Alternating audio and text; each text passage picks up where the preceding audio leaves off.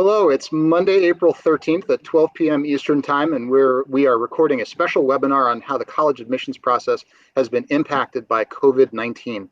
My name is Ross Wolfson, and I'm the School Counseling Department Head at Westborough High School in Westborough, Massachusetts.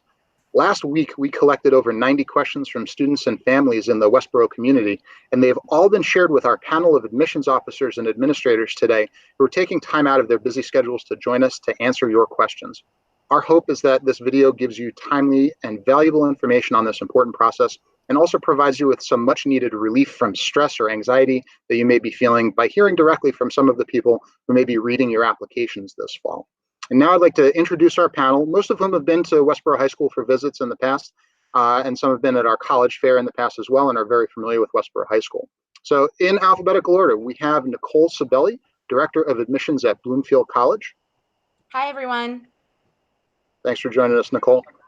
We have Jennifer Cluett, Director of Admissions at WPI. Hi, Ross. Thanks for having me. Thanks, Jen. Thanks for being here.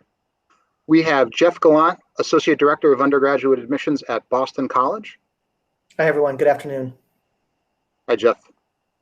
We have Jonathan Hurt, New England Enrollment Services Manager for the University of Pittsburgh. Hello, everyone. Hi, John. And finally, we have Brian Swite, Undergraduate Admissions Assistant Director of Transfers at the College of New Jersey. Hi, good afternoon, everybody. Hi, Brian. Thanks for being here. Thanks to everyone again for being here.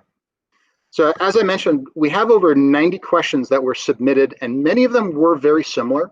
So all of the questions, the individual questions, were shared with our panelists so they could see everything. And for this webinar, we've grouped the questions by topic, and we'll be having a discussion about those topics, answering your questions along the way. In case you're interested in a specific topic, you can see the approximate time on this video that we will be talking about it. If you visit this webpage, it's bit.ly/WHS College Webinar 41320. Those numbers at the back are the date for the video. As well, we have a lot of resources that are on the Westborough High School webpage. We've given a bit.ly link for that also. It's bit.ly/WBORO Counseling. We hope that you'll visit both of these pages, again, to see where in the video a particular topic of interest you can find it, as well as just checking out the resources that we have online, including this video. Once it's posted on YouTube, we'll have a link for this video on our webpage as well. So again, just leaving this up there one more time for those of you that want to take down these web pages, and we look forward to having you watch the video and check out some of our resources. All right. We also want to make sure that you know on our high school webpage, in addition to college admissions information, we also have a lot of resources on mental health and community resources to support you while you or your families are struggling with the impacts of COVID-19. Again, just another reason to check out our resources and reach out to your counselors and whoever you may be working with. We know that people who are outside of Westborough community may be watching this video as well. Reach out to your schools, reach out to your communities, ask for help when you need help. I'm sure, and there are going to be people that are ready and willing to help you with whatever you need. All right, so we are going to begin our webinar. Now, the most asked about topic from our community was standardized testing. The SAT and ACT have both canceled exams, and students are going to have fewer opportunities to test, and their preparation has been interrupted. The best way to sum up the questions really would be to ask you, what are your campuses and others doing about standardized testing? If you're going test optional next year, what else will you be using to evaluate students? And what will the importance of test scores be in the process, especially for students who do submit scores? All right, so Jennifer, go ahead, why don't you jump in? Well, this is a really easy question for me to field because we are a test optional institution. WPI was one of the first nationally ranked STEM institutions to become test optional. And I'm actually gratified that so many other colleges are making this possible for applicants for next year, because philosophically, the SAT or the ACT is a single day of your life. It is one stroke in time. It's about 4 hours in length. And to say that that is, the equivalent of a transcript, of course, nobody would make that argument, because a transcript is reflective of years of your life, and it provides us with data, trend data, individual grades, performance, You can learn so much more about a student through other measures as opposed to the test. But given the fact that many students like to take the SAT or the ACT, and they see that as just an additional way to share information with colleges, WPI will continue to be test optional, and we will allow the student to either opt in, meaning they did have an opportunity to take one of these tests and they'd like to submit it, or they will opt out, meaning they're not planning to share with us their SAT or their ACT score. All right, Jeff, why don't you go ahead? Sure thing. Thanks, Ross. At this point, Boston College has not made any formal changes to our standardized testing policy. I think schools that are similar to Boston College that use standardized testing in a meaningful way are looking forward to what happens with these upcoming test dates. I believe the SAT has a June test date. The ACT has a June and a July test date. I think we're just waiting to see, what changes College Board and ACT make to the test, whether they cancel entirely or they change the method of delivery. This is such a fluid and unprecedented situation. I think you just want to make decisions thoughtfully and not prematurely. So that's where we're at. I think if there's a cancellation to those upcoming summer tests, then I think you'll see schools like Boston College reevaluate their policies. But for right now, it remains the same, that we accept both the SAT and the ACT. We super score both, and we plan to use them unless the future dictates otherwise. All right, John. Yeah, so I just wanted to point out overall that these conversations about moving the test optional, first off, University of Pittsburgh, we do require standardized test scores currently. We are, like most schools who are not test optional, having the conversation about what that would look like if we chose to go test optional. And that conversation was going on before all of the COVID-19 things hit. But it's also important to be aware that it's not as simple as just going, okay, now we're test optional. There are some schools who they have a very limited look at how they look at applicants, and the standardized test scores are a big part of that. There are other schools that have a holistic model, and so making standardized test scores optional or being able to opt in is a little bit easier for them. So you may see a push there. But as Jeff said, most schools are going to have to take a look at what goes on with the ACT and College Board to see what decisions that they're going to make. They're not going to go away. They, like I said, they are going to make sure that they are relevant, or at least attempt that. So you're going to see some alternative options by them to try to make those tests available. And then once we see how everything plays out, we'll be making decisions that way, most likely. Nicole, go ahead. Hi, everyone. Bloomfield College, we have been test optional since 2018. So there were no changes for us, but we are a Division II athletic school. So we do collect SAT and ACT score reports from our athletic recruits. So for anyone still applying for fall 2020, we were waiving that for athletes as we await the NCAA call on that. And then once they do get to test, if they can, we'll make decisions based on that. But we were admitting those athletes just based on high school transcript, letters of recommendation, essay, those kind of things as well. And Brian, go ahead. Hey, thanks, Ross. So at the College of New Jersey, we are currently looking at the option of going test optional moving forward should any of the testing dates not be offered for either the SAT or the ACT. I do know that conversation is in with the president and her cabinet at this moment.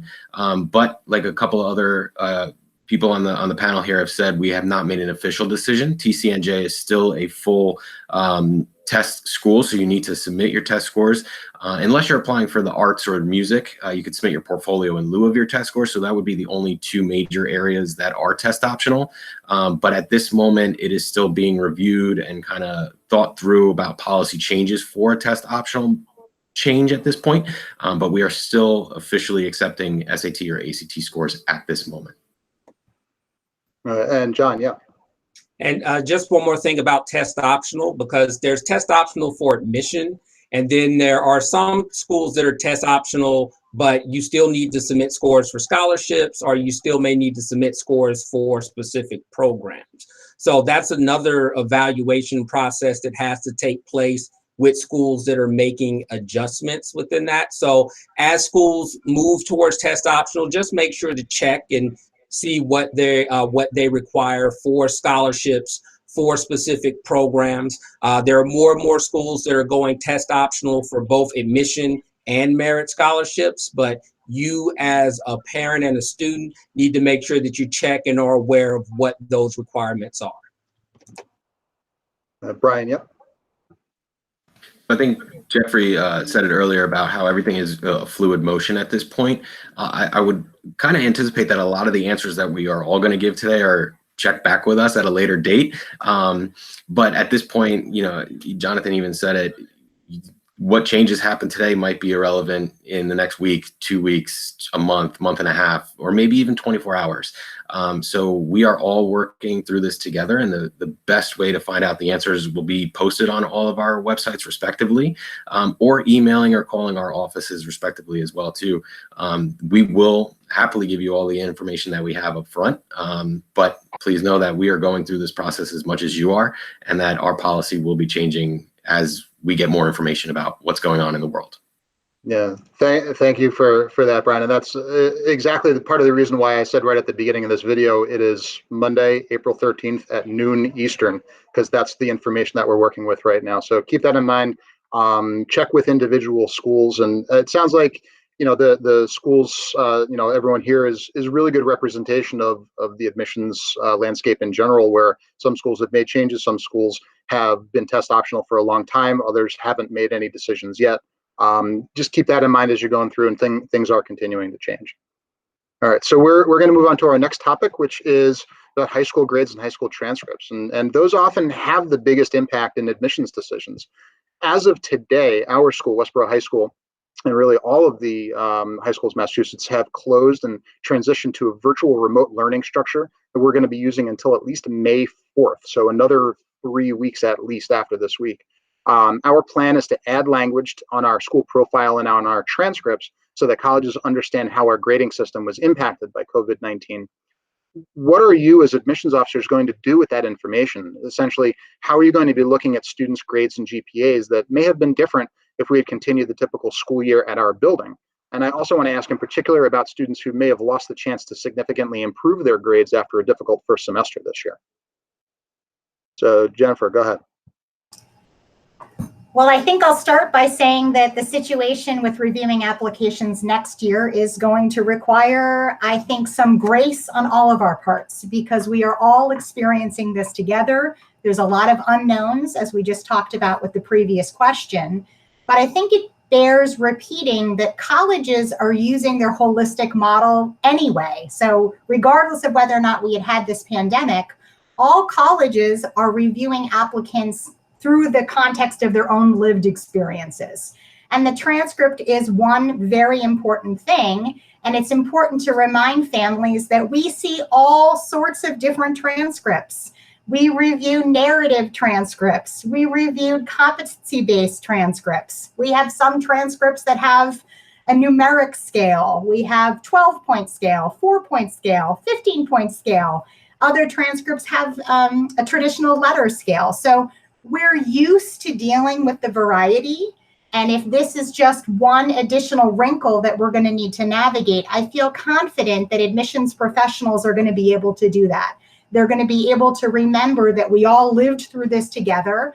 And we know, I certainly know from working remotely is not the same as working from my desk in Worcester, Massachusetts, where I have my staff at my disposal, where I'm able to have those in-person conversations with my team, with students, with families, with faculty. So in terms of reviewing the actual student credentials, the profile will be very helpful, because we're going to want to know the details about what exactly Westborough High School chose to do, through what time frame, what were the opportunities, what are the grades or scores or metrics available, and how were students evaluated on those metrics. The only other thing I'll add to this conversation is that I'm a parent of 2 high schoolers who have expressed to me their own anxiety about what's going in my district. And I think, again, all admissions professionals are going to really pass on that grace to applicants, because we know that nobody has the answers. Nobody has the magic bullet. And we're going to review every applicant within the context of their own unique lived experience. All right, Jeff. Yeah, I echo. I think Jennifer said it so nicely. I think we're certainly not going to be looking to penalize students, and I think if there's a slight to moderate change in grades, I think we'll take the circumstances into account. If it's something a little bit more drastic, I think it just comes back to something that's always been important with the application process, and that's context. And so I think, talking with school counselors and your teachers and sharing that in your own words, the application, provide us that context. I think you feel for the seniors, right? Because high school and our college seniors ended so abruptly. But also, too, we so feel for underclassmen, especially you juniors. The anxiety level must be off the charts. This is a stress-induced process in a typical year. But just, I think you keep hearing the phrase, "We're in it together." I think the review process, no matter what it looks like next year, will be different. And so I would just say, control the things you can control, and the things that you can't control. Just know we'll work together on those things to make sure that you're not penalized. But what you can control is just try to work with the situation as best you can and try to do as well as you can. But just know that, and I don't know if this gives you any peace of mind, but things beyond your control, you will not be penalized for. Anyone else have any thoughts or want to echo anything? Right. Yeah, I think just from other people that I've talked to and things that I've been reading, that's really the message that's coming across from schools is that not being penalized for things out of your control, reading things in context, and that's just extremely important for people to understand. I guess one question from me about this: what is the best way that a student can describe their own context? Because while we at Westborough High School, or any high school, can explain what we did as an institution on our profile and on our transcript, each individual student's circumstances are going to be different. I will say, I know that on the Common application, I believe most of your schools are on the Common app, and there's a place where you can add information about your personal context. What advice might you have for students who are applying to schools that are not using the Common application? If any of you have had any recent experience working at places where there is no Common app to use. Nicole, go ahead. I mean, we are on the Common App at Bloomfield College, but we also do still accept a paper app. And so I think what it is a lot of students, what I've gotten in the last few weeks, are students that have questions about, what's going to happen with my GPA that comes out in the fourth quarter, or, what about my parent who lost their job, or the financial difficulties that are going on in my home because my parents are stressing and I'm stressing. I think that's the big conversation, where, at Bloomfield, we decided to waive our application fee. We started in March and through August 15th, just because we wanted to make sure we're not burdening families any further. Extending the application deadline and then waiving the application fee was a way that we thought could help. But I think a lot of it, I'm getting emails, and so is financial aid, the most, and just questions about, how is the affordability going to happen, or how can I tell you what's been going on in my life? And honestly, I'm telling students to kind of write it down, put it into an email, tell us how you feel, or tell us what's been going on. If you're nervous about anything, or what do you think is going to happen? Or how are you dealing with working and doing school remotely? Because I think that's high anxiety. I see it with my current students, my student workers in the office. Like, I can't believe I'm taking online classes. It's an adjustment for all of us. It's an adjustment for us here on this call. How do we not interact with our staff? And, how do I know if they're doing their work? So this is for everyone. So I think, the best thing I could say to people is just ask the questions, write it down, and let us know how you're feeling. You know, if you're in between two schools making a decision, how can we help you? And that's the same for freshmen through juniors as well. You know, if they're going through the search, you know, what are you doing to help us? Right, and Brian, yep. I think while we all say that we're all going through this together, every single student is individually going through this as well. So students who might not have the same advantages as other students in terms of having web access or having meals delivered or being in a safe environment, whatever you categorize that as. So by being able to move forward and apply next year for you to enroll at a school, being able to write that all out and give us what you've been through and how this has really affected your life, whether it be economic, socio, or mentally, or whatever it may be, spiritually, being able to tell us how that has really impacted your life in this time frame is going to be something that we really review in that essay. I know there's been kind of people saying, prepare ourselves for the 1,200 essays that we're going to read about how COVID has affected your life, and instead of those soccer, I broke my ankle and we won the state championship next year in lieu of those. But that's fine. We're ready for that. You know, obviously we get majority of those soccer ones. We still read them anyway, because that has significantly impacted you moving forward. Same thing with this. But like I said earlier, it affects people differently, where I may be able to say I'm a little bit more privileged to be in an area where I can afford to have my house and have food and have my family safe.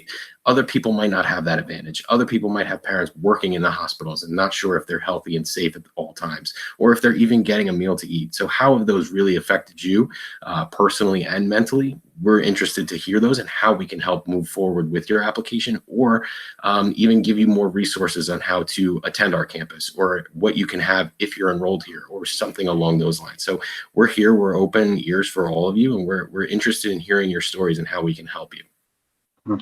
Thank you. And that's, yeah, John, go ahead.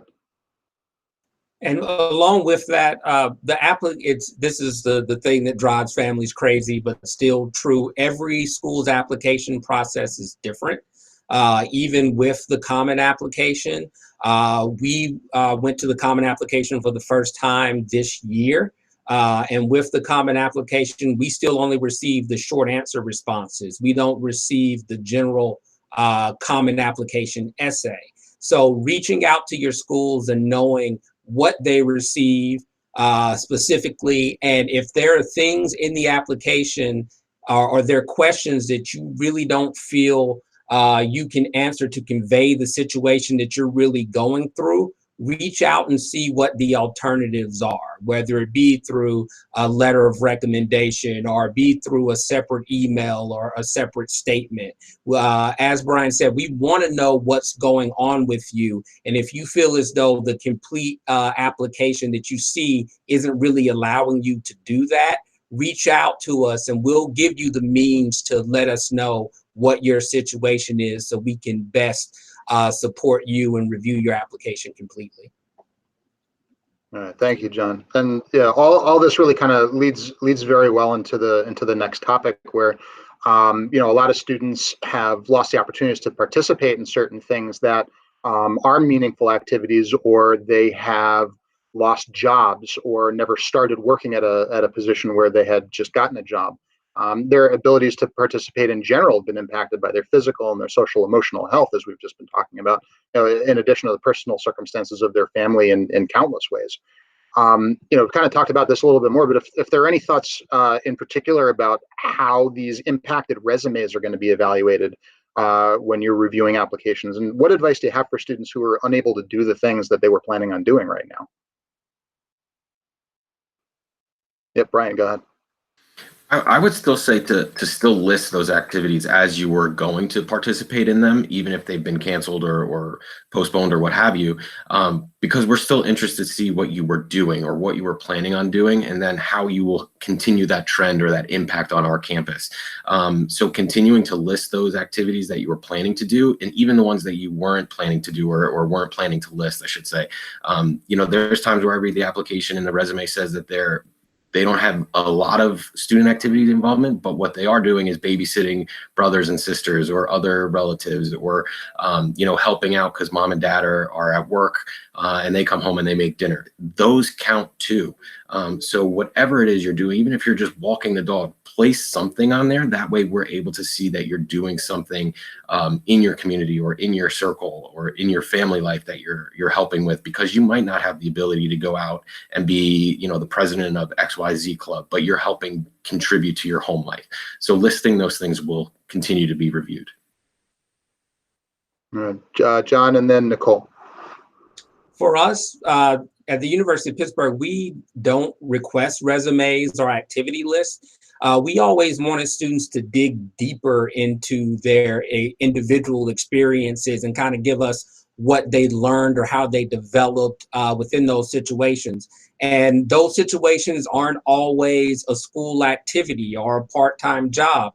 As was said earlier, taking care of family members, going through a situation and telling us what you learned or how you grew as a person and how you want to bring that to the University of Pittsburgh, whatever school that you're interested in. So I just want to convey that it's not just about the activities. There's sometimes people feel like, well, if I do 10 activities or 15 activities, well, then that's what they're looking for. And it's not. If you had one activity and you were and you really committed yourself to it and passionate about it and learned about it and really did a lot of things there, then to me, that's maybe even better than doing 10, 15 different activities. So just be aware that just because this is taking away some of the activities that you might have done before doesn't mean you can't have a compelling application based on your experiences and things that you've done in the past or the things that you had to do alternatively because of the situation that we're in now. Nicole.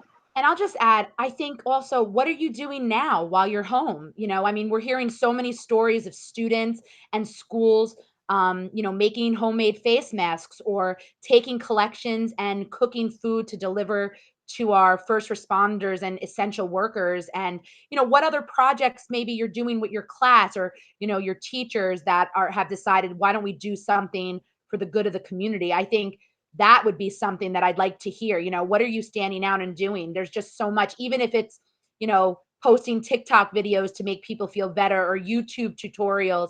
I think these are things during this time, get creative while you're home, and I'd like to hear about that. All right, thank you. Those are great thoughts and great tips. I appreciate that. Now, moving on to our next topic, and a lot of this is really about researching, about visiting, and trying to figure out what the next steps are going to be. And juniors and seniors right now are actively researching colleges when things began to shut down. Seniors, I know I've spoken to a few in particular myself, and I'm sure everybody has. The seniors are not able to attend admitted student days to decide which institutions to attend. Juniors can't visit campuses to begin narrowing down their lists. There was one person who submitted a question asking about how to consider the financial security of institutions before considering applying or attending. What are the ways that students can learn about schools right now in lieu of visiting, especially for seniors on the verge of making a decision? And what are some good and reasonable questions that families should be asking admissions offices to learn more about the schools? All right, Jeff. So we're getting a lot of practice at Zoom and virtual programming. So I think most schools are rolling out a good amount of programming for students to try to replicate open houses as best we can virtually. So I take advantage of that. I think we're also utilizing social media, whether it's Instagram or YouTube or other vehicles that you could access. So the content that we're pumping out to seniors, you could take advantage of and look at now.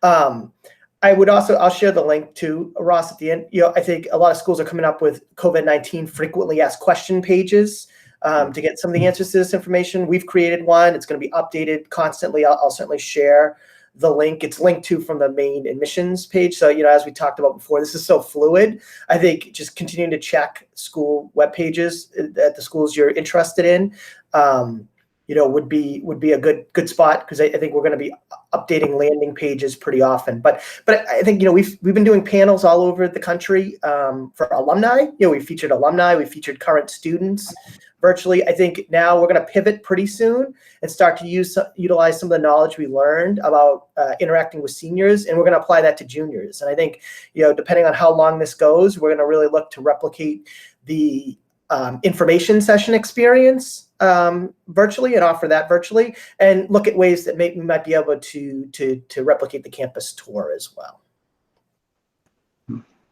John, go ahead. Jeff touched on it, but we're all offering virtual open houses, info sessions, admitted student days, different pieces like that, but also reaching out and for students to really get a perspective of connecting with students who are already at the university. So asking the admissions office, are there students, are there tour guides that can really give them an idea as to what's going on. We've been doing YouTube takeovers with our current students, so that students can log in and really get the student perspective on everything that's going on and the experience of being a Pitt student, even though many of these students hadn't had the opportunity to visit campus as of yet. So there are a lot, as Jeff said, pushing a lot of online resources. I'm also doing one-on-one Zoom visits with admitted students and prospective students as well. And you can just log in and see what's available on my calendar and set up a meeting with me if you have any questions. So there are a lot of great resources for students to connect with not only admissions counselors, but also current students, so they can get a better understanding of what the university experiences are like at universities around the country. John Nicole? just said what I was going to say, but we're setting up virtual one-on-ones with students. If you have a question for us, reach out to us. We're all available on Zoom or Google Hangouts. And we just trained last week our student tour guides. They are doing Zoom tours, similar to this setup, where students can come in and out, and there's different tour dates up on our website, and students can join in, and they're brought through. It's more of a sense of a picture video of what is on campus, but at least they can see and they can talk to a current student who's bringing them through the tour. And then we also offer a 360 virtual tour on YouTube, and we also are going virtual for our Accepted Student Day, which is on Saturday, April 25th, that students can sign up for. But I think it's just everything that we're doing is trying to relate to what students need right now, what they need to see and what they need answered. Our financial aid offices are also doing one-on-one sessions with parents and students virtually. And I think something fun, I don't know if any of your schools participated, but we just participated in a big mascot video on Friday that's supposed to be launched later this week, where all mascots got together on Zoom to put something together to put on social media, which I think you'll see coming shortly. Oh, that's very cool, Nicole. Any other? Yep, Jen, go ahead. I was just going to comment that I think some of the community and culture elements are really very well handled by the social media elements at our institutions, because we all have the virtual tour and have Zoom. Oh, did you lose me? But social media is a great way to get those stories. Thank you. Any other thoughts on that? All right, great, thank you. All right, so with testing and activities and opportunities for live research being delayed and canceled this spring, do you anticipate the timeline and deadlines or application options for fall applicants to change next year? Are things going to be due later? Are there going to be more flexibility or different things that are going to be available for students? And on top of that, certainly I understand that some of these decisions may not have been made yet. What types of information is considered when you're thinking about making decisions like this?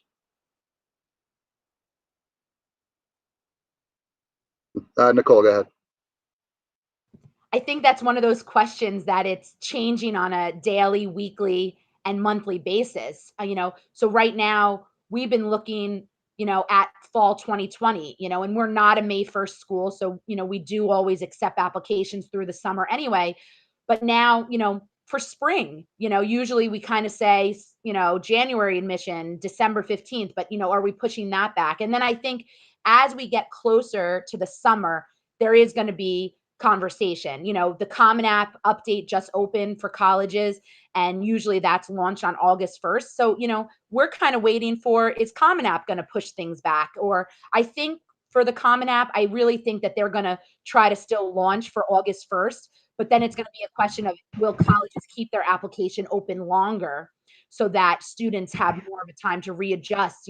If we don't go back to school right in September, we got to give students a chance to readjust and reacclimate to getting back to being in person in school. And that's, for both the professionals and the students as well. So I think there's a lot of questions coming up that we just don't know yet for the future. But I think we're going to plan each week that things are going to change and deadlines are going to have to move. Jeff, go ahead. I think it's a domino effect. It all depends on what happens to the timeline with the seniors. And then I think schools will adjust based on the juniors. I do think, though, that schools want to keep things as status quo as possible in terms of the juniors. So, I mean, ideally the deadlines and everything would remain the same for the junior class. And if that's the case, I would prepare for a ton of programming and a ton of attention in a condensed time frame. I think schools will be anxious to make up the missed opportunities they had to connect with prospective students this spring. So I think you could see more information whenever restrictions are lifted. I think you could see more visit opportunities, more open house opportunities during the summer than you've seen before. And I think you could see, a lot more in the fall as well. Schools really beefing up their opportunities for students to learn about school. So parents and students, I'd be prepared for that. And then I also think we're learning some good things about virtual delivery that I think we're going to continue, that I think we'll carry with us even once some travel restrictions are lifted. And Jeff, that kind of leads into the next topic, which I can kind of combine with this one, just thinking about so many unknowns on the length of the impact of COVID-19, just wondering how colleges are beginning to prepare for the opening of fall semester for students to begin to go back to college. And what other thoughts do people have about what their campuses are doing, whether it's regarding admissions timeline or students just returning in the fall right now? And what are people doing? Brian, go ahead. Yeah, so at TC&J, we are going to be doing online summer courses for the first time.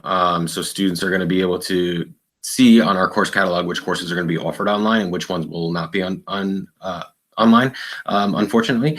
So that's the one thing that we already made a decision on. We're looking at fall and having a contingency plan if needed to shift at that point for online for fall, but we're anticipating and hoping with our fingers crossed and pretty much everything crossed that everything will be back to normal come June, July, so that we can do our orientation for transfers. It's in the mid of June or like the end of June. And then all the incoming freshmen will be like that last week of August, first week of September. So we're hoping things are back to normal by that point. But just going back to even having deadlines and timeframes for us on the college side of things, but the students also have their own timelines as well. While they may be healthy at this point, things can dramatically shift over the summer if they get sick again. And we have to be, as universities and colleges, flexible with all of our admitted students and even students moving forward with the pipeline of their health and their well-being. So while a situation might be all systems go for them and their families at this point, things could dramatically change and deteriorate. And I hope that doesn't happen to anybody. But maybe come late August, someone in their family does get sick, and now we have to look at doing either a deferral for a semester or just being flexible with families as we continue with this illness going across. I think this is going to be one of the things across college landscape of, we always say we're transparent, but I think this is really going to be that part of, we are now really transparent and working with answering any questions that you do have, working with students and families on a one-on-one basis, what we can do to help you on campus and what we can do to help alleviate some of those stresses moving forward. So kind of wrapping the last question up with this question as well too. Thanks, Brian. Go ahead, Nicole. I think Brian pretty much answered the question perfectly. And like Brian and TC&J, Bloomfield College and a number of other schools in New Jersey have already gone virtual through the summer sessions. So summer programs, EOF or any summer classes are going virtually. And we are hoping and praying that we can open and all be on campus together for the start of orientation, which for us is the last week of August. But, you know, it is the conversation, especially with some, you know, schools announcing this week other plans, that this is the conversation that we're having now. You know, can we come back realistically for the September start, or is it going to be, you know, delayed? And so these are questions that I think students are going to have. I've been telling all the seniors that I've been speaking with, just keep updated with the website. You know, a lot of the colleges, like Jeff said, have FAQs that are keep updating. And I think that most of our colleges, you'll probably see virtual orientations over the next 3 to 4 months. And I think that's kind of the way it's going, because no one is going to want to take chances. And, you know, in the event that COVID-19 is dying out in the East Coast, you don't know if it's going to start up in the Midwest or the South, even worse, you know, kind of like the New York, New Jersey area. So I think everyone's going to be cautious for a few months coming. Thank you. John, go ahead. John, you're on mute. Sorry. No worries. I think all of our institutions are balancing the situation where we are not online institutions. The experience is on-campus service to our students, but also the safety is paramount in this COVID-19 landscape. And so there are a lot of alternative plans that are laid out. We're looking at whether it be a traditional open in August or whether it be a hybrid, because as Brian said, there's some students that maybe somebody in the family gets sick, or just for some reason they can't get to the university, or a hybrid in the sense that we're bringing people to campus, but we still need to social distance. So are our classes going to look a little different? And then that also affects tours. I know that a lot of families want it to be all gung-ho possibly for the summer if things trend in the right direction. But at the same time, we have to make sure that everyone is safe and taken care of. So it's hard to continue to tell you to, hey, you just got to keep checking back and check those FAQs and see how things are going. But it's extremely important because we want to make sure that we give you a high quality educational experience, but we also want to make sure that everyone is safe and that everyone is taken care of when they come to our campuses, or when the students come to campus, and we become responsible, become a family then as well. All right, thank you, John. All right. So the next topic, there weren't a lot of questions on it, but it's an extremely important topic that I want to make sure that we have some time to talk about, and that's about finances and being able to pay for college. And you know, many people's family finances have been impacted, from job losses to reductions in savings. People's financial pictures are probably vastly different from when they applied for financial aid. And even thinking about current juniors, when they submit the FAFSA next year, they're going to be using, you know, information from 2019, not 2020. You know, at the same time, the present and future finances of the institutions themselves are likely different now than they were a few weeks ago. So how might these financial changes impact students' abilities to keep financial aid or scholarships? And what would you advise students to do if their financial circumstances have been negatively impacted right now? Yep, Nicole, go ahead. I'm getting these questions already from seniors, but we also serve a large percentage of unrepresented, minority, low-income students. 77% of our students are full Pell eligible. So I guess I'm in a little different category than everyone, where many of my students do have a 0 EFC. So I'm getting a lot of these questions. And what I'm doing is just asking students to submit a letter, whether it's from them or their parents or guardians, kind of what they're going through right now. And for us, we usually do a reevaluation of a financial aid package, usually starting this week, mid-April through the second and third week of April. And we make a decision by the last week of April, so students can have a choice to make that before May 1st.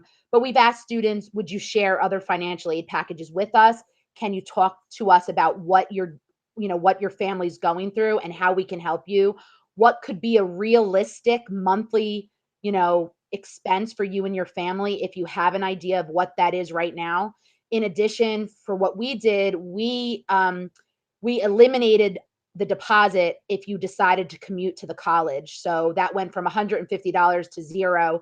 But if you want to live on campus, we reduced our deposit to $50 from $250, just to help support the fall 2020 incoming students. But I think this might have a bigger impact on the students who are juniors, and what are they doing, because they have another year, and their FAFSA is going to be based on 2019. So these are all things I think there's going to be a lot to be adjusted, where financial aid offices look at what's going on in your adjusted, like, did you lose a job, or what happened in your household? And I think that's something that all the colleges are going to see, and that we're going to just have to work around. So I think going forward for fall 2021 students, there are going to be a lot of changes with, I think, application fees, maybe even scholarships, financial aid packages, additional scholarship grants. That's something that we're talking about already. How can we help these students that need a place to live or need to live on campus? And what could we do to support them? And obviously, overall, I don't know how many of us are in the finance meetings. I get lucky to meet once a week with finance. So I do hear a little bit about the back end stuff. And there are a lot of concern, will you have the enrollment for the fall? And, will this keep you afloat? And, what are you doing to adjust maybe your enrollment goals for the fall and even beyond? So I think that's a valid question that a lot of colleges are really starting to have conversations about. Jeff, go ahead.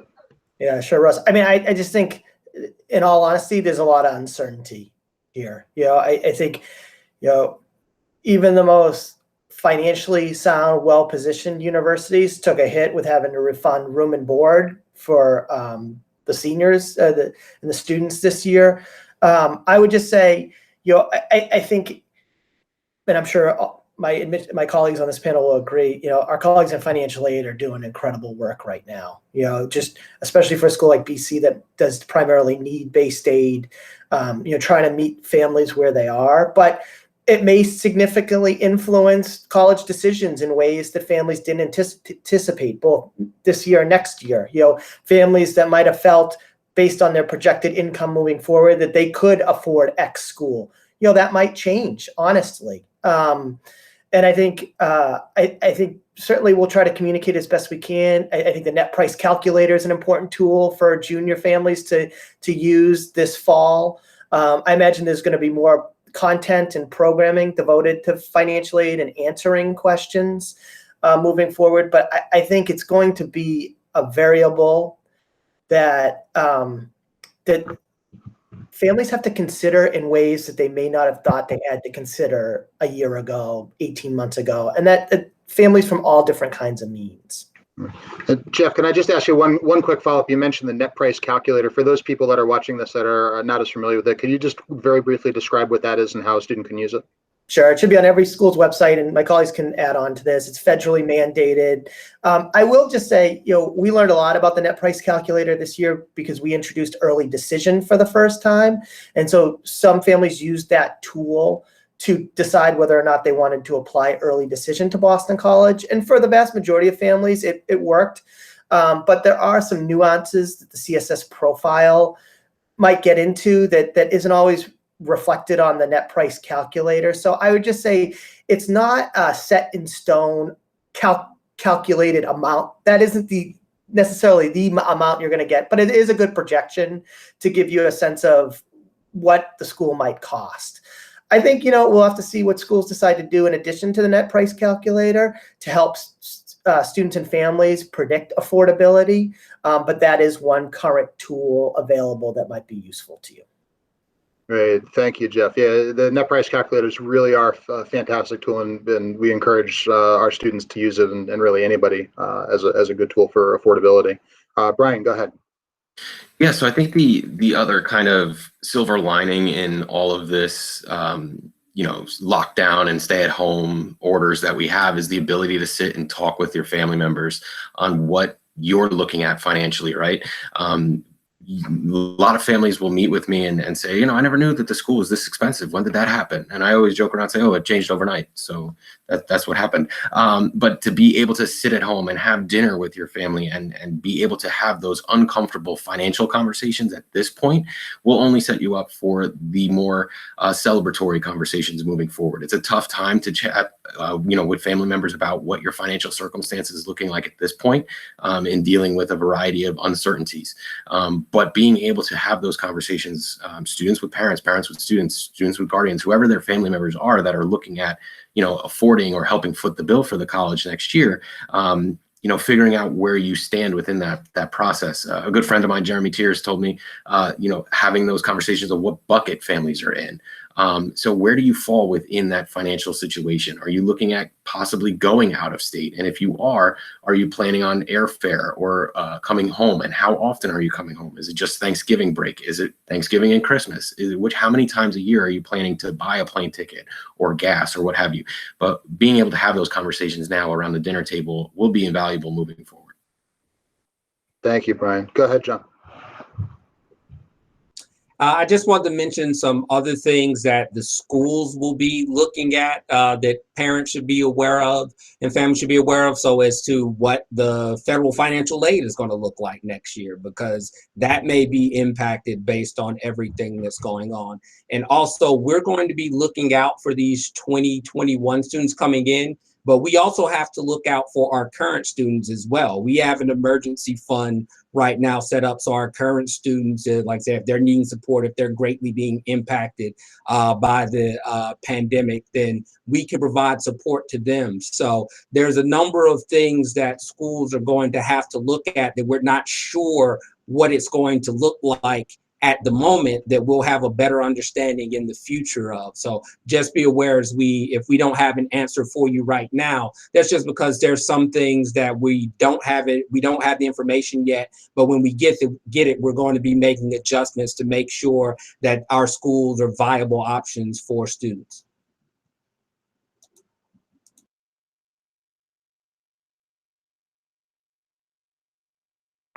Oh, sorry. Thanks, John. Any last thoughts on finances on this topic?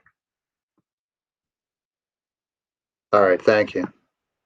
So, you know, along with finances, there's a lot of decision making that's going to be happening for graduating seniors right now on where to attend, and that's been made difficult by all of these unknowns. They could be choosing between two schools with different deposit deadlines, and their personal circumstances are still in flux. So some of the specific questions that were asked on this topic were about the percentage of anticipated waitlist acceptances maybe being different, whether or not students should be double depositing, saying yes to multiple places, and figuring out once things are more stable for their families, if students can defer enrollment if they've already deposited, and how enrollment in general is likely going to change.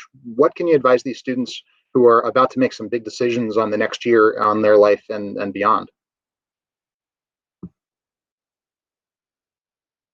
Jennifer, go ahead. I'm going to hope that my internet is stable for 30 seconds. I would encourage you to all look at the deferral policies of the colleges that you're considering. WPI's deferral policy is such that you can defer up until the date of move-in. So I would encourage you to take advantage of that, because a lot of this is a wait and see scenario for the fall. So I think that's important. And I think, you know, the advice is to keep engaged. You know, again, we've said over and over, what is true on April 13th may not be true on May 13th. And that idea of staying in touch and staying engaged, there may be college A may have a deposit deadline of May 1, college B may have a deposit deadline of June 1. I think it's important for you to advocate for yourself and to talk to the college about what your unique circumstance is. To the extent that WPI can keep our enrollment deadline May 1, that helps us to best serve our overall enrollment goals, and it helps us to manage our own wait list. Your guess is as good as mine as to whether or not we're going to need to go to our wait list. That is entirely a numbers game. And as of April 13th, we don't know if we're going to need to go to our wait list.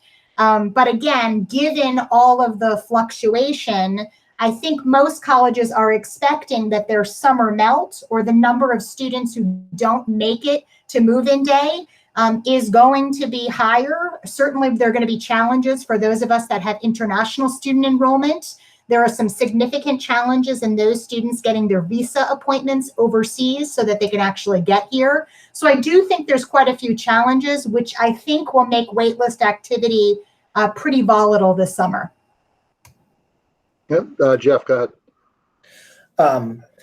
I agree with Jen. Just for instance, what's going to go on with our international admitted students? I'll just speak for Boston College. We're planning for the typical percentage that we usually yield of international students to attend, or virtually none of them to attend.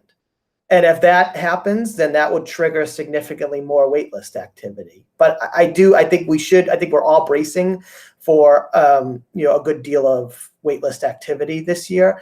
And as far as double depositing, I mean, this is an unusual year. I think it's the right thing to do is to make your commitment by the deadline set by the school. And maybe just the only thing I would say that decision to double deposit doesn't just have implications for you and your family. I think we work hard to have good relationships with people like Ross and his staff. And, there could be consequences to that relationship if we see a number of students from a certain school, taking that step. So I would just say that your decision, you should make that decision seriously if you're going to think about not abiding by it, because there could be ramifications beyond just you and your family. So basically, don't double deposit.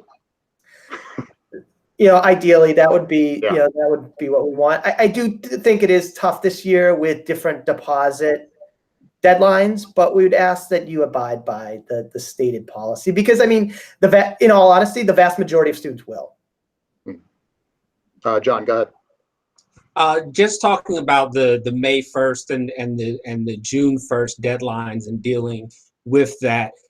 Just looking at a website through NACAC, about 330 students were listed as of April 7th that had extended to June 1st.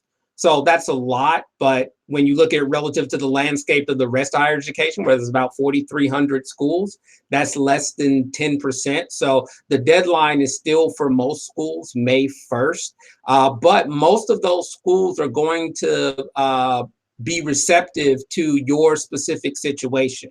So if you are in a situation where it gets near or at May 1st, and you may need an extension, it doesn't hurt to reach out and see if you can request an extension. This is a different year, and so schools are going to be looking at that. Like I said, I know that we are. Like I said, even though we're still a May 1st school, if it gets close and your situation is just that uncertain, if you send us some reasonable information as to why an extension would work for you, then it's possible to approve that. And we even approved it in years that we weren't in this situation. So just something to be aware of as you get there. Yes, there is May 1st and there's June 1st, but also if you're down to one or two schools and your situation is really that kind of up in the air, to reach out and see if your May 1st school can offer you an extension on that deadline. All right, Brian, go ahead. Not even just speaking about the deadline, but how students financially can place their deposit. If your family is really struggling to come up with your number one school, and even if you're abiding by all the deadlines, say our deposit, enrollment deposit is $600 deposit. Not many students have $600 at this moment. So being able to reach out, and this is where I said we're being as transparent as you are as students and families. Let us know you really are struggling, and we'll work with you to figure out a way to help your family, but also still place your enrollment, get you enrolled in the system so that you still get all the emails and follow up and all the documentation to fill out for housing or health forms, or whatever other information you need to matriculate in the fall. Being open and telling us that you're struggling, or I could really use $100 deposit at this point, and maybe whatever it may be. We're open to working with all students and families, especially at this time. While we may be school, we are also humans, and we have emotions as well too, and we're all suffering through it as much as you are. So please reach out, let us know how we can help you. Whether it is, obviously going back to Jeff's point of, I need help, and can I have $100 deposit here, but also double deposit at another school with the same, maybe not the most ethical thing to do at this point. But, if you really are finding your number one school and you've been admitted and you're ready to make that deposit but are struggling to make that deposit, don't be afraid. We hear emails even outside of this pandemic of families struggling to come up with some deposit information. So please, it's not a swallow your pride type thing. It is reaching out for a hand, and we're here to help you. And John, I'll get you in a second, but I just want to ask a follow-up question. Maybe John, you can answer part of this also.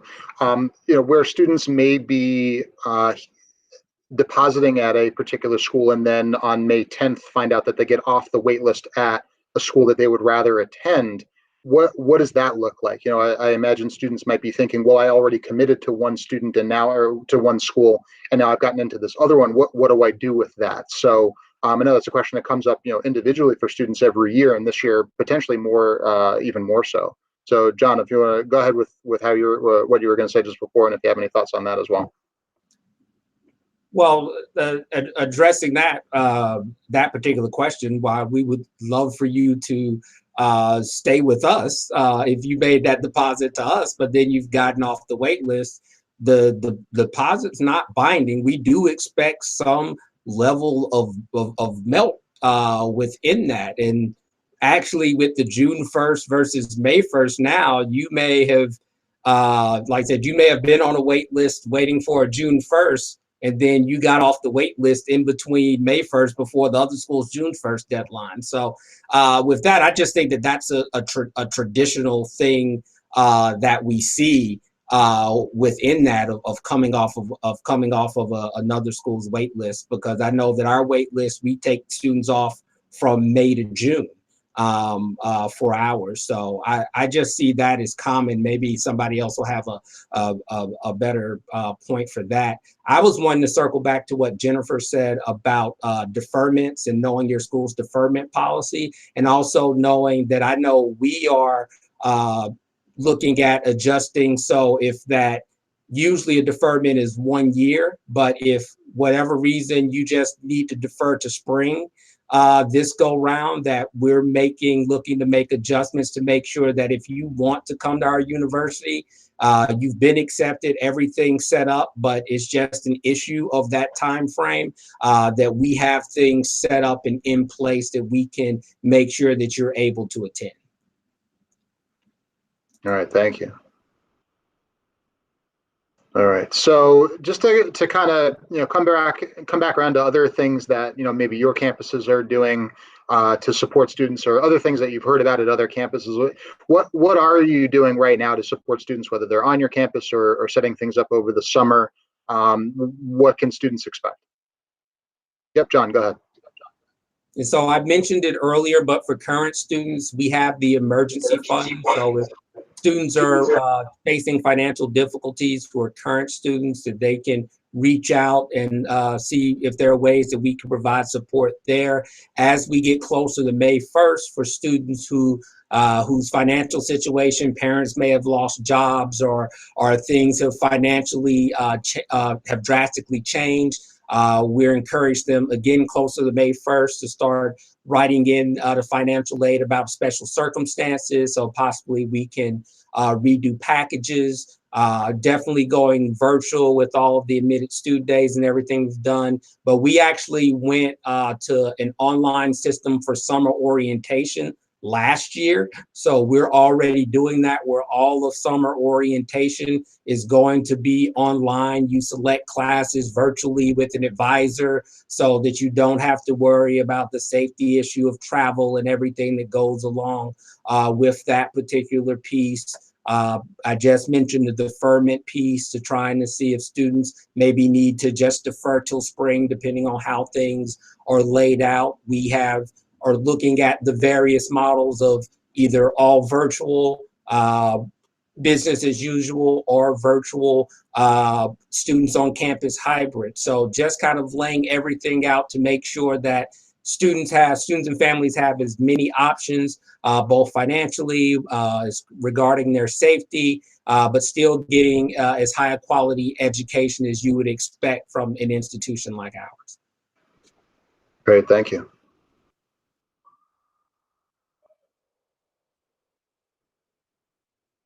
Anyone else have any thoughts on things coming up this summer? Yep, Jeff, go ahead. Just to put it simply, I think just in the admissions office, just trying to be as responsive as possible. I think that's our main goal at this point. All right, thank you. Just a follow-up, and anyone feel free to answer. I know that your offices are probably flooded with emails and phone calls right now. For students that are trying to reach out, what advice do you have to them in terms of timing or best ways to do it? Are there things that they, under different circumstances, should be doing that are maybe a little bit different right now? Brian, go ahead. I think continue to reach out. I think email would probably be the easiest option of getting any of us. Some may have access remotely to their office lines, some may not. But being able to send an email, include your name. Like, it's not a text message, so we can't read minds and know exactly who it's coming from. Sometimes your email address doesn't also connect to your name, so we need to know who you are. But be a little patient as well. You're not the only one that's emailing us, as we are getting a large amount of emails at this time. We are working through them. We are working remotely or at home or wherever we may be, and we are getting our stuff done that normally would be in the office, but we also are watching and seeing those emails come in to get you those answers as fast as possible. Some might be a little bit more time consuming just to get you the correct answer and reaching out to various offices that are also working remotely. So I promise you, we see your emails. We are getting you the answers. We just ask for a little bit of patience to get you that answer back. Great, thank you. Nicole, go ahead. I'll just add in, I think most offices and colleges are working on a normal admissions office schedule, so what their normal hours were. So I've just been telling some students, like, we're available via text message, and we also added a chat bot to our website, but it's not always going to be answered right away. I believe that during a 9 to 5, normal day, we should be answering those, and I'm encouraging my staff to make sure all of their texts and instant messages and emails are answered in a timely fashion. But I did get a bunch over the weekend, and we were closed for Good Friday. So there are still the holidays that the colleges are giving us. I know people like me, I might jump on a Friday night or a Saturday since I'm home, but we do have to respect that the offices still might take time, and it is good for all of us, students and professionals, to get away from the computer a little bit and spend time with their family and stuff. So I think most students are understanding that if they send a text on a Friday night, they might not hear till Monday morning, and that's okay. Great, thank you. All right, any last thoughts to share about any of these topics, or any words of wisdom for students, whether they're, no matter what their circumstances are, as they're approaching this process right now?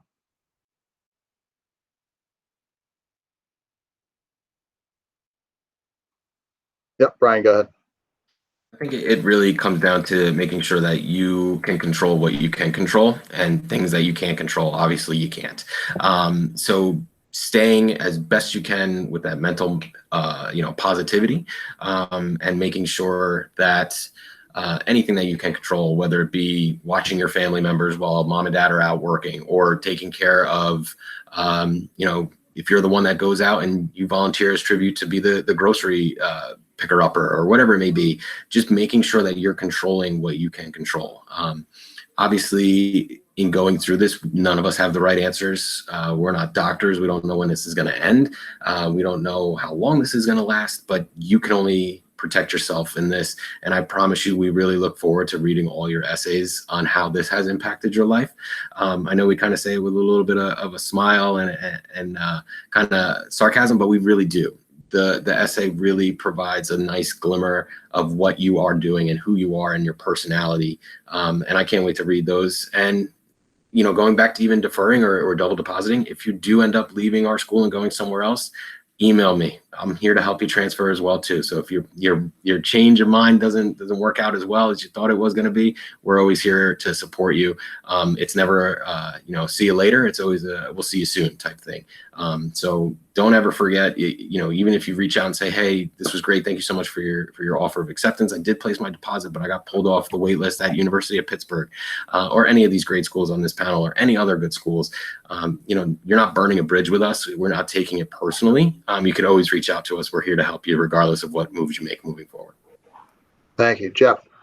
Yeah, speaking of essays, that's something I think you can do right now. As minor as it might sound with everything you're dealing with, you might have some time to really focus and get a good essay completed. I don't think the Common App is going to change their prompts. So just Google and you can find what the seniors use, juniors, those will be yours.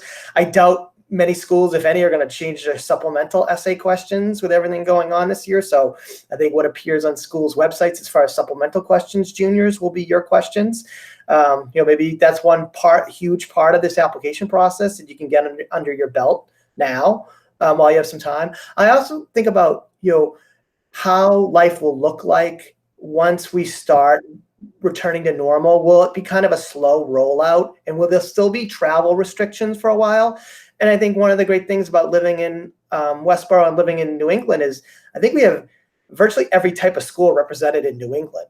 So I think just trying to visit schools of a type that you might want to go to, even if it's not the school that you end up applying to, if you visit a school here in New England that's that same type, but the school you're really interested in is outside of New England and you can't visit it, I think there might be some value. And maybe I'm being too optimistic in being able to visit there, this summer. And I just think, just in general, I was thinking about it this weekend with Easter and how last year was so different than this year and how you just couldn't predict it, right? Hopefully we're in a totally different place next year at this time. So hopefully this is just a blip for all of us. And you'll have a great senior year, juniors. And then you'll have a great college experience, and seniors, hopefully, we're all in a totally different place come this time. You're in the first year of a great college experience somewhere. All right, thank you, Jeff. Jen, go ahead. I was going to encourage everybody to be reflective, to think with this, all the free time that you might have on your hands. What's important to you? What do you value? Take the time to have those conversations, not just about the finances, but what you want in your college education. So I would say be reflective, have those conversations with yourself, but with your family, with your friends. And then moving forward, again, this theme of continue to ask questions, continue to engage. Most people who work in the field of admissions are naturally extroverted, and we're craving that contact. Please don't be afraid to call us, to email us, to text us, to create those one-on-one opportunities to talk to our students. So I think keeping engaged, try not to be a bystander, but try and be an active participant in your own college search. It's really, really, really important. Thank you, Jen. All right. Everyone, I really appreciate the time you've taken. I want to give you one more huge thank you to all of the panelists here on behalf of Westborough High School community, as well as anyone else that's watching this video. Really appreciate the time that you gave us on answering questions very thoughtfully, very honestly, and I think this is going to be very valuable for anybody that's watched this video. So again, thank you. We appreciate your time. Everyone, have a great day. Enjoy your Monday. Thank you all, and have a good day. Bye-bye. Thanks for having us.